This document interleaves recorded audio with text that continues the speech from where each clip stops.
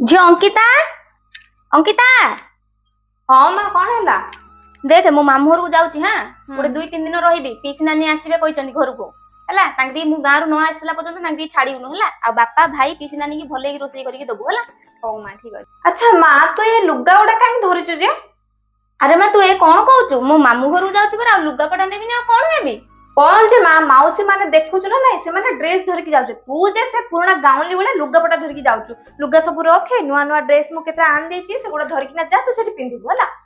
नाई रे माँ मु तोर से ड्रेस पटा नेबिनी मौसी कार बयस अच्छी से ड्रेस पिंधे चलो एमती भी मोर बयस हो गला मु कहीं से ड्रेस नेबी जे मोर ये लुगापटा ही मते सब भल लगे आ कंफर्टेबल लगे आ लुगापटार जो मर्यादा थाए से ड्रेस रे न थाए रे माँ तू बुझी पारुनु।